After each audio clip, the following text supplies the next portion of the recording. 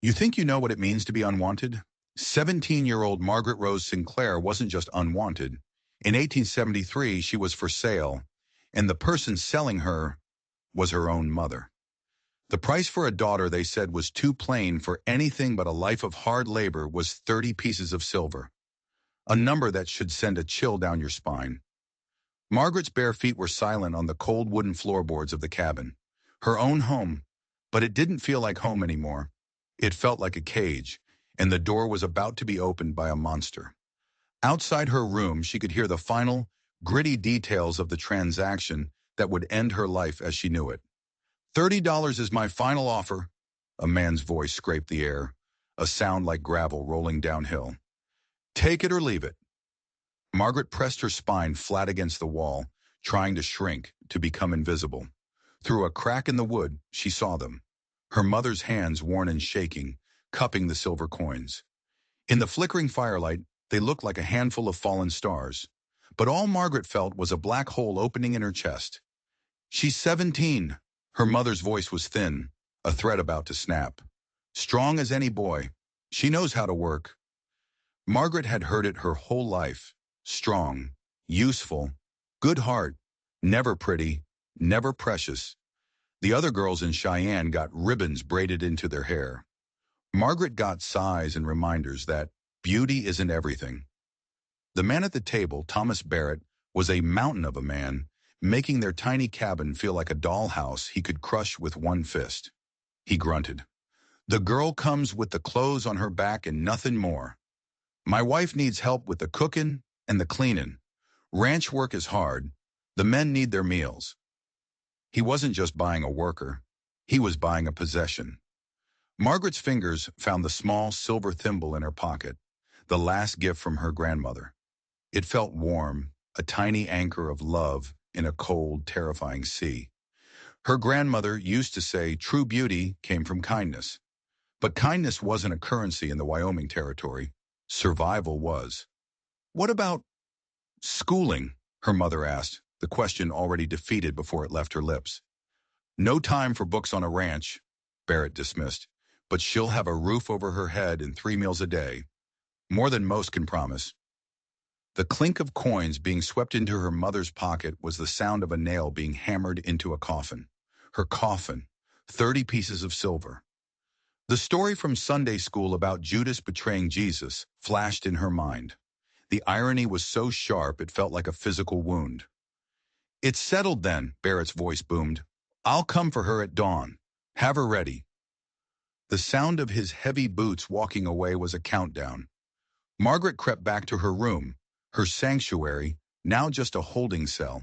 She pulled out the small wooden box that held her treasures, her father's cracked leather Bible, a pressed wildflower, and a small, cruel mirror that always told her the same story. Freckles on pale skin, auburn hair that refused to be tamed, a nose bent slightly to the left. Only her brown eyes, her father's eyes, held any feature she thought was worth keeping. Her mother appeared in the doorway, her face a crumpled mess of guilt and exhaustion. Margaret. I heard, Margaret said, her voice unnervingly steady. You sold me. You don't understand, her mother pleaded. Your brother needs medicine. Winter's coming. This way, you'll have a future. A future as what? A servant? A future as someone useful, her mother snapped, then immediately regretted it. Staying here will just make you bitter. At least at the ranch, you'll learn skills that matter. Margaret didn't want to fight. She was tired of fighting a battle she could never win, the battle against her own face. She kissed her mother's cheek, a gesture that felt like goodbye. I hope you're right. As she lay in her bed for the last time, listening to her mother's muffled sobs, Margaret made a promise to the darkness. She would not let this break her. She would work hard. She would survive. But as she finally packed her few belongings, her fingers brushed against Mr. Barrett's leather satchel, which he'd forgotten by the door. Tucked into a side flap, she saw it. A piece of metal, a branding iron, but the symbol wasn't a letter or a number. It was a strange, twisted shape she'd never seen before, like a thorny vine wrapped around a broken star. It wasn't a ranch brand. It was a mark, an ownership mark, and a cold dread washed over her. What kind of man brands his property with a symbol like that? What kind of ranch was she being taken to? The deal was done, but the real horror she suspected was just beginning. Get up, girl, time to go. Thomas Barrett's voice was the axe that split her restless dreams. Dawn hadn't even broken, but the finality in his tone said there would be no delays. Margaret dressed in her best blue cotton dress, a faded relic from a time when she still hoped someone at a church social might look her way. Her mother was a ghost at the stove, her movements jerky and silent. The smell of bacon filled the air, but Margaret's stomach was a tight knot of dread. Eat, her mother said, not looking at her. Long trip ahead. How long? Margaret asked. 3 days by wagon, Barrett answered for her. He sat at their table, a bear in a dollhouse. We'll reach the ranch by Thursday. 3 days. Alone with this man? She studied his face, scarred by sun and hard labor. He didn't seem cruel exactly. He seemed empty. A man who saw the world as a series of tasks to be completed. Margaret was just the latest task. Her younger brother Jake burst in at the last minute, his face a storm of confusion and fear. He was the only one who never saw her as plain. He just saw his big sister, Maggie. Maggie, wait, he whispered, pressing a small, smooth river rock into her palm. For luck. That goodbye was the one that broke her. She memorized his face, the last piece of her old life, before climbing into the wagon. As the cabin disappeared behind a hill, she clutched the rock. 17 years of her life vanished. The first day of travel was a long, dusty silence. Barrett only spoke to name a landmark. Crow Creek, Antelope Country. The Wyoming Territory stretched out in every direction, a vast, beautiful, and unforgiving land. It was beautiful, but it felt hungry. They stopped for lunch by a creek. Barrett shared his jerky and hardtack, a simple gesture that felt strangely human. Then he asked his first personal question. You scared? The vastness of the prairie seemed to demand the truth. Yes, she admitted. Good, he grunted, surprising her. Means you got sense. Folks who ain't scared ain't paying attention. Are you scared of anything? She dared to ask. He was quiet for a long time. Finally he spoke, his eyes on the horizon. Losing the ranch. Built it from nothing. Me and my Eleanor. Now we got something worth protecting. He was telling her this ranch was his entire world. A world he would do anything to protect. As they pressed on, the landscape began to change. The rolling hills grew sharper, the trees more sparse. Late in the afternoon, they passed a ruin, a burned-out homestead. A chimney stood like a lonely tombstone against the sky. The air still smelled of ash and sorrow. Margaret stared, her heart cold. What happened here? Barrett didn't even glance at it. He spat a stream of tobacco juice into the dust. Raiders, or sickness. Out here, the end comes fast. No sense dwelling on it. His indifference was more frightening than any anger. It was the pragmatism of a man who saw tragedy as common as sunrise. He just kept the horses moving forward, away from the ghost of a family that had been erased from the earth. Margaret couldn't shake the image of that lonely chimney. It felt like a warning, a signpost pointing toward the future he was dragging her into. That night, they made camp under a grove of cottonwood trees. As Barrett built a fire with practiced efficiency, Margaret felt a prickling on the back of her neck. The feeling of being watched. She scanned the darkening hills but saw nothing, just the wind whispering through the grass. After a silent meal, Barrett was cleaning his rifle when a figure emerged from the shadows. He was an old man, a trapper by the look of his buckskin clothes with eyes that seemed to hold all the sorrow of the prairie. Evening, Barrett, the trapper said, his voice a dry rasp. He ignored Margaret completely. Move on, Silas, Barrett growled, not looking up from his rifle. Nothing for you here. I see you brought the shadows a new toy, the trapper said, his gaze finally flicking to Margaret. It was a look of pity. You're a fool to bring another girl into that valley. You know what happens. The land remembers. I said, get out of here! Barrett stood up, his massive frame blocking the firelight, rifle in hand. The trapper, Silas, just shook his head slowly and faded back into the darkness as silently as he had appeared. Margaret's blood ran cold. Another girl. The land remembers what? Who was that?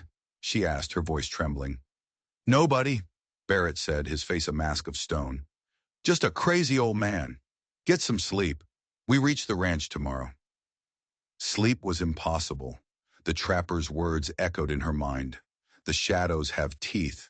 The burned-out homestead, Barrett's cold indifference, and the strange, thorny brand she'd seen. It was all connected somehow. She was riding not just to a new home, but to a secret, a dark and hungry secret hidden deep in the heart of Wyoming. And she was the next meal. The Circle B Ranch wasn't nestled in a valley. It was trapped in one. As they crested the final hill, Margaret saw it. Steep, rocky walls rose on three sides, creating a natural fortress. The ranch itself was sprawling, with a large main house and numerous outbuildings. But the whole compound was surrounded by a high, sharpened log wall. It didn't look like a place to keep cattle in. It looked like a place designed to keep something else out. "Welcome to your new home," Barrett said, his voice flat. As they passed through the single, heavy gate, a blood-curdling scream tore through the air, followed by the thunder of hooves. Wild horses, their eyes white with terror, burst from a corral, scattering cowboys who scrambled to stop them. The place pulsed with a barely controlled chaos. A woman with kind eyes and a practical apron appeared on the porch of the main house. "Don't mind the excitement," she said, her voice a warm contrast to the wildness around them. "Happens once a week." She extended a flour-dusted hand. "You must be Margaret. I'm Eleanor Barrett. Everyone calls me Mrs. Barrett. Welcome." Her warmth was disarming. Maybe the old trapper was crazy after all.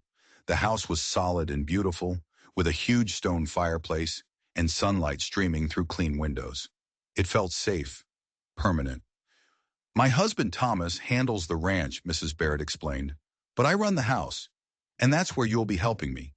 She showed Margaret the vast kitchen, then led her upstairs to a small private room tucked under the eaves. A single bed, a wooden chest, and a window that looked out over the entire fortified valley. "It's not much," Mrs. Barrett said gently, "but it's yours. Privacy is precious out here." As Margaret unpacked her few belongings, placing her father's Bible on the nightstand, Mrs. Barrett's eyes fell on the silver thimble Margaret held in her hand. "My grandmother had one just like that," she said softly. "Those old thimbles were made to last forever." "It was my grandmother," Margaret whispered. "Smart woman, your grandmother." Mrs. Barrett smiled. "Sometimes the smallest things carry the biggest magic." It was a kind thing to say. But as Margaret unpacked the last of her things, her hand brushed the underside of the small wooden bed frame. Her fingers snagged on something. A loose splinter? No. She felt closer. It was a series of small, deep scratches carved into the wood. She knelt down to look. It was a name, carved over and over again, as if by a nervous hand. Lily. Lily. Lily. Who was Lily? Was this her room before? Margaret's heart started to pound. Was Lily the other girl the trapper had warned them about? Later that afternoon, Mrs. Barrett gave her a tour. She pointed out the barn, the bunkhouse, the smokehouse. Everything was normal. Everything was fine. But Margaret couldn't shake the feeling of that name, scratched into the bed where she was supposed to sleep. As they returned to the house, Margaret glanced up at the second-story windows, and she saw it. For just a second, a pale face in the window of the room next to hers. A woman's face with wide, frightened eyes before it vanished. But that was impossible. Mrs. Barrett was standing right beside her. There was no one else in the house. "Is everything all right, dear?" Mrs. Barrett asked, noticing her expression. I thought I saw someone," Margaret stammered, pointing. "In that window." Mrs. Barrett's smile tightened, just for a second. "Oh, that's just the light playing tricks. The glass in these old windows can fool you. Now let's start on supper, shall we? The men will be hungry." She steered Margaret back inside, her hand firm on her arm. It wasn't a trick of the light. Margaret knew what she saw. There was someone else in this house. A prisoner? A ghost? That night, as she lay in the bed with Lily's name carved beneath her, the September wind howled outside. But it wasn't the only sound.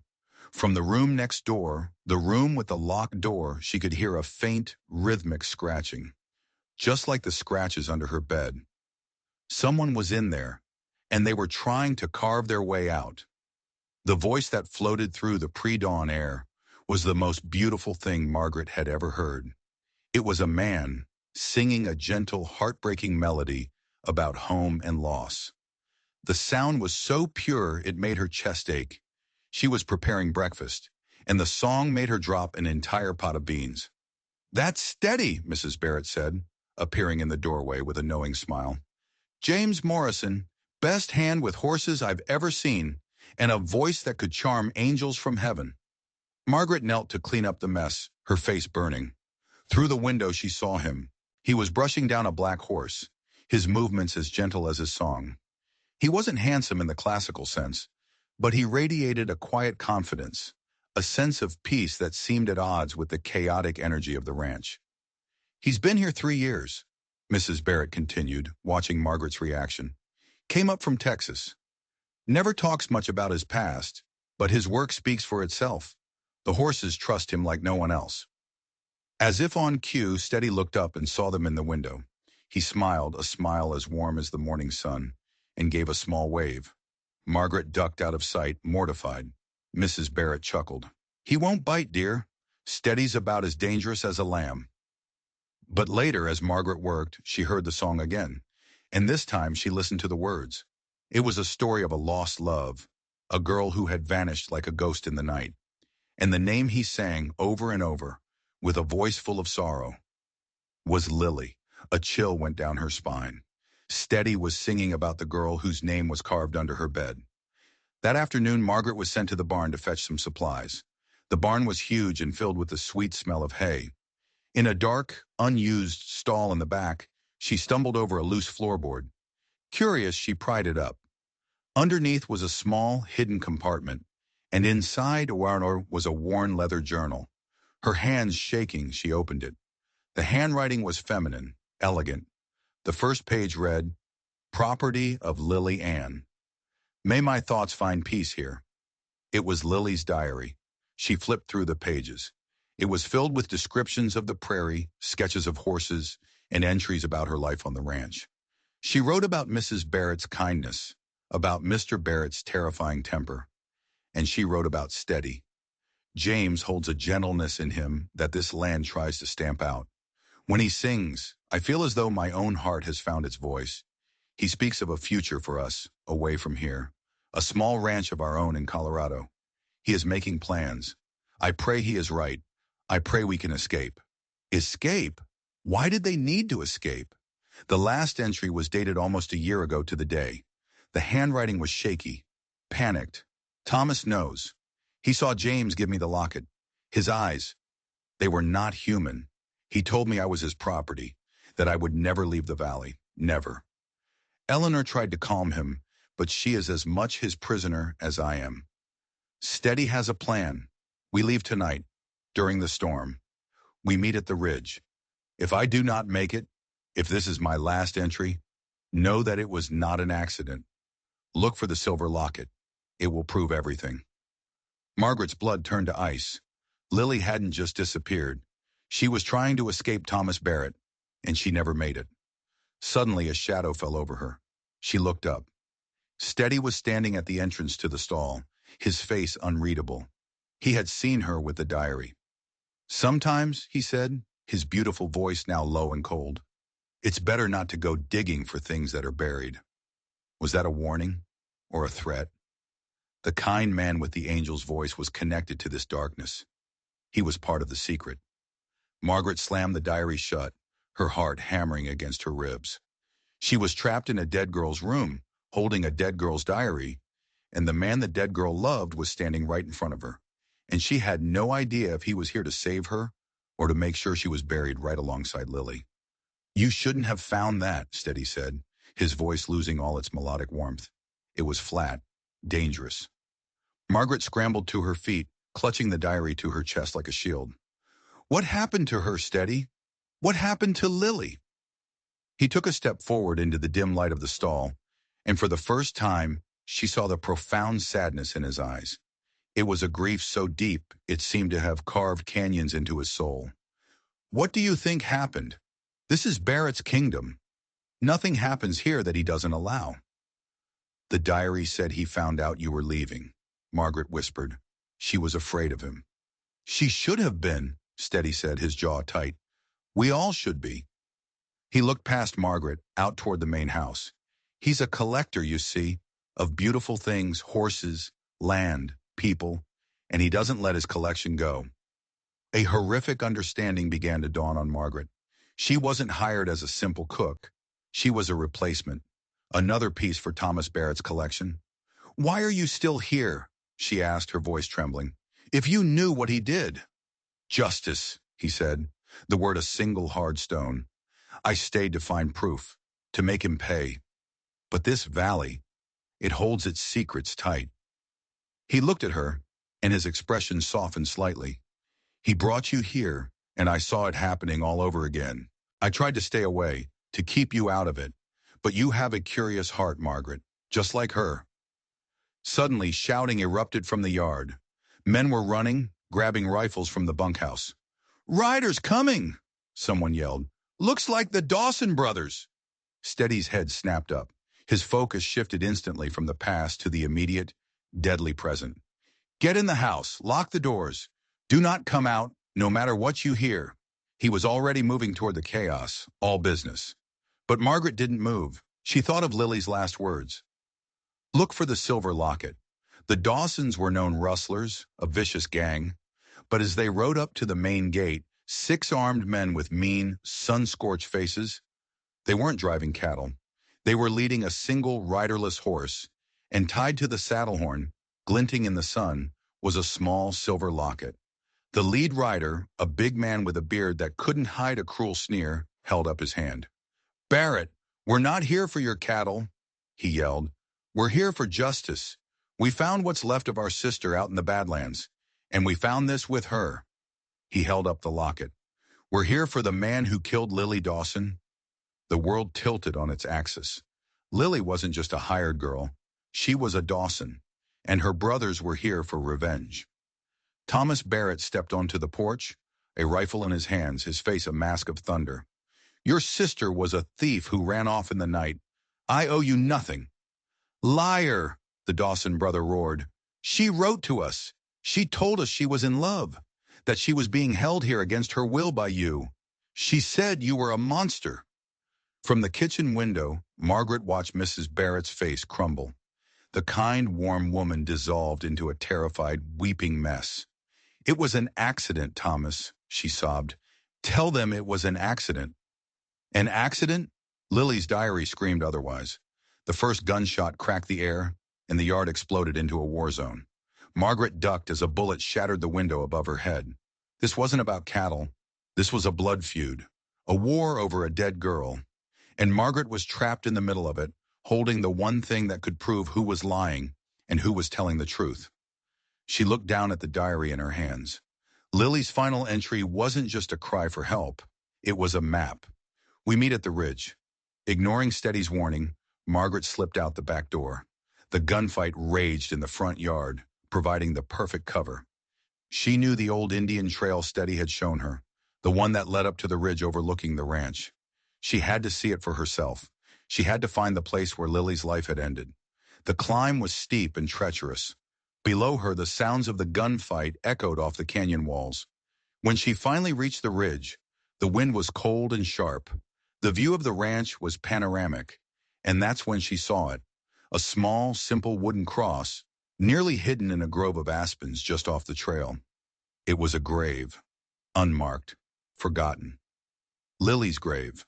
But there was something else. A pile of large, loose rocks near the edge of the cliff, overlooking the trail. They weren't there naturally. They were piled there, deliberately, as if someone had been waiting for a rider to pass below. It wasn't a place for a secret meeting. It was an ambush. Lily wasn't pushed during an argument. She was murdered, coldly, deliberately. A twig snapped behind her. Margaret whirled around. It was Mrs. Barrett. Her kind face was gone, replaced by a twisted, unrecognizable mask of pure hatred. In her hand, She held a large, heavy rock. Some girls are just too curious for their own good, Mrs. Barrett hissed, her voice a venomous whisper. Just like the last one. You shouldn't have come up here. Mrs. Barrett's voice was chillingly calm. The motherly warmth Margaret had clung to was just a costume, and now it had been ripped away, revealing the monster underneath. Thomas wanted to keep you. He has a weakness for strays. But I knew you'd be a problem. You have her eyes. So defiant. Lily, Margaret breathed, taking a step back toward the cliff edge. Lily, Mrs. Barrett sneered the name. The little fool. She thought she could take him from me. She thought she could steal my life. Her eyes darted to the pile of rocks. She was supposed to meet that worthless cowboy up here. I just helped her on her way down. The confession was so cold, so devoid of remorse, it made Margaret's skin crawl. Thomas Barrett wasn't the monster. He was just a weak man, controlled by this venomous woman. Eleanor was the shadow in the valley. She was the one who had teeth. You killed her, Margaret whispered. I protected my home, Mrs. Barrett corrected her, taking a menacing step forward. Just like I'm going to do now. Margaret knew she couldn't fight her. The woman was fueled by a madness that gave her strength. Her only hope was to run. She turned and scrambled down the trail, rocks skittering under her boots. Behind her, she could hear Mrs. Barrett lumbering after her, breathing in ragged, angry gasps. The gunfight in the yard below had intensified. Men were crouched behind wagons and water troughs, the air thick with smoke and the smell of gunpowder. Margaret burst out of the trees near the barn, screaming. It was her! Mrs. Barrett killed Lily! She pushed her! Every head turned. The shooting stopped. For a moment, the entire valley was held in a stunned silence. Mrs. Barrett appeared at the tree line, her hair wild, her dress torn, the rock still clutched in her hand. Her face was a terrifying mask of rage. Seeing everyone staring, she let out a shriek of fury and charged, not at Margaret, but at her husband. This is your fault, she screamed at Thomas Barrett, who stood frozen on the porch. You and your weakness for pretty, broken things. Before anyone could react, a new rider appeared. He rode not from the road, but from the hills, appearing as if from nowhere. It was the lone rider Margaret had seen watching the ranch. He wasn't a cowboy. He wore a dusty coat and a badge that glinted in the sun. Eleanor Barrett, the sheriff's voice boomed across the yard. You're under arrest for the murder of Lily Dawson. It was over. The lie that had poisoned the valley was finally exposed. The Dawson brothers, their faces a mixture of shock and grief, lowered their rifles. Their fight had been with the wrong person all along. The sheriff had been investigating the Barretts for months. He'd been the one to find Lily's body, washed downstream after the fall, and his informant, the person who had sent him an anonymous letter and had been feeding him information from inside the ranch, was Steady. Steady had loved Lily. When she vanished, he knew in his gut that Barrett was involved. So he stayed. He endured the oppressive silence of the ranch, playing the part of the quiet cowboy, all while secretly working to uncover the truth and bring her killer to justice. He had kept his distance from Margaret, terrified that if Eleanor saw him getting close to another girl, the same thing would happen. His coldness hadn't been a threat. It had been a desperate attempt to protect her. As the sheriff led a screaming Eleanor and a broken Thomas Barrett away, Steady walked over to Margaret. He looked at the diary still clutched in her hands. Her own words were the proof I was missing, he said, his voice thick with emotion. Thank you, Margaret. You did what I couldn't. You brought the truth into the light. The immediate danger was over. Justice for Lily had been served. Margaret looked around at the silent ranch, at the faces of the cowboys and the grieving Dawson brothers. This place wasn't a home. It was a cage built on a foundation of murder and lies. How could she ever feel safe here again? How could she ever trust anyone? A few days later, a letter arrived. It was from her mother. Margaret's hands shook as she opened it, expecting more guilt, more excuses. But the words she read made her blood run cold all over again. The horror wasn't over. In fact, she had never even understood what the real danger was. Margaret, the letter began, I must confess the truth. The 30 pieces of silver were not for your labor. It was blood money. A man from your father's past, a truly evil man named Silas Kane, came to collect on an old debt. He didn't want money. He demanded a child. He demanded you by name. He said your father had promised you to him years ago. Margaret's vision swam. Promised? I was a coward. I took the money and agreed to hand you over to him at Miller's trading post. But the man who showed up for you wasn't Kane. It was Thomas Barrett. He got there first. I don't know how. I don't know why. But Margaret, he didn't buy you. He saved you. Silas Kane is still out there. He believes you are his property. Forgive me. The world spun. Her whole story was a lie. She hadn't been sold by a callous mother. She had been sacrificed. Sacrificed to a monster her father had known. And the menacing Thomas Barrett, the collector of beautiful things, had inadvertently rescued her from a fate she couldn't even begin to imagine. She wasn't a victim of circumstance.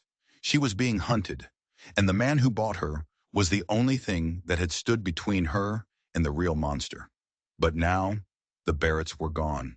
The ranch was exposed, and Silas Kane knew exactly where to find her. The revelation in her mother's letter shattered Margaret's world. She wasn't an unwanted daughter. She was a pawn in a terrifying game that had started before she was even born. Every hard glance from Thomas Barrett, every wall he'd built around the ranch, suddenly took on a new meaning. He hadn't been keeping people in. He'd been trying to keep Silas Kane out. He'd been protecting his investment, his replacement for Lily. A new kind of fear, colder and sharper than anything she had felt before, took root in her heart. This wasn't a matter of escaping a bad situation. It was a matter of escaping a destiny that had been chasing her whole life. She showed the letter to Steady. He read it, his face growing hard as granite. Your father must have crossed a very dangerous man. What do I do? Margaret whispered, the letter trembling in her hand. Where do I go? You go nowhere, he said, his voice firm with a resolve that calmed her racing heart. You're not alone in this anymore, Margaret. This ranch, after what Eleanor did, it owes you a debt. It owes you protection. The remaining ranch hands, loyal men who had been deceived by the Barretts for years, agreed without hesitation. They had come to respect Margaret's quiet strength and fierce courage. Then came an unexpected alliance. The Dawson brothers, their quest for vengeance now sated, felt a profound debt to the girl who had uncovered the truth about their sister. Lily loved this place before Eleanor twisted it, the eldest Dawson said, his voice rough with grief. She loved the horses. She loved the sky. We'll not let another innocent woman be harmed on this land. We'll stand with you. The Circle B Ranch transformed. It became a community forged in tragedy, a fortress not of a tyrant, but of a found family. They worked together, strengthening the walls, planning their defense, waiting for the devil to arrive. He came a week later, at dusk. Silas Kane didn't ride with a gang of thugs. He rode with three men who looked more like lawyers or bankers, dressed in dark city clothes. But their eyes were cold and empty, and they moved with the unnatural stillness of predators. Kane himself was a slight man, almost disappointingly so. He had a thin mustache and wore a tailored suit that seemed absurdly out of place in the dusty ranch yard. He didn't carry a gun on his hip. He didn't need to. The aura of absolute menace that rolled off him was more intimidating than any weapon. He stopped his horse just outside the main gate, which was barred shut. Steady, the Dawsons, and the other ranch hands stood on the other side, rifles ready. I am Silas Kane, he announced, his voice soft but caring in the still air. I have a bill of sale for one Margaret Rose Sinclair. I've come to collect my property. Send her out, and we will be on our way. Margaret watched from the house, her heart pounding. She could see the arrogance in him, the unshakable belief that the world and everyone in it belonged to him if he had the right piece of paper. She's not your property, Steady shouted back. She's a free woman. You have no claim here. Ride out now. Kane almost smiled. It was a reptilian twitch of the lips. A contract is a contract. Her father made a deal. Her mother sealed it. The girl belongs to me. This is a simple business matter. Don't make it complicated. He dismounted slowly, pulling a small, ornate silver box from his saddlebag. He opened it. Margaret couldn't see what was inside, but every man at the gate flinched. One of the Dawsons actually retched. "This," Kane said, his voice dropping to a conspiratorial whisper, "is what happens to those who break their contracts with me. A collection of reminders." He wanted to break their will before the fight even started. He wanted them to be so terrified of him that they would hand her over. But he underestimated them. He underestimated her. Margaret walked out of the house and strode toward the gate, her father's heavy Bible clutched in her hands. She stopped just behind Steady. "My name is Margaret Rose Sinclair," she called out, her voice clear and strong. "I am not a piece of property. I am not a debt to be paid. Whatever deal my father made with you died with him." Silas Kane's eyes locked onto hers.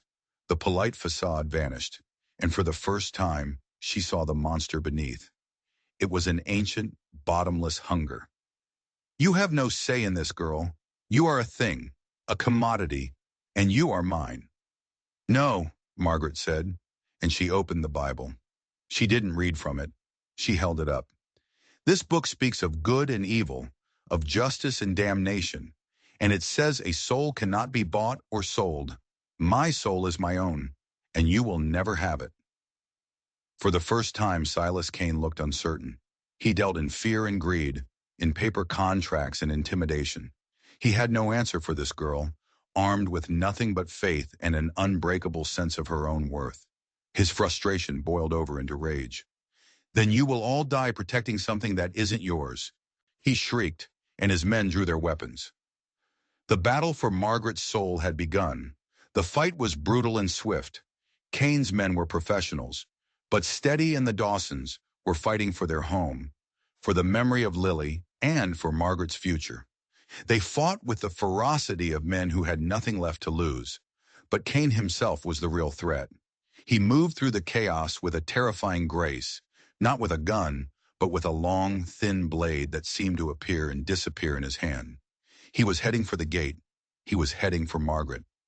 Just as he reached the barrier, a wagon which had been quietly positioned by one of the ranch hands was sent rolling down the slight incline from the barn.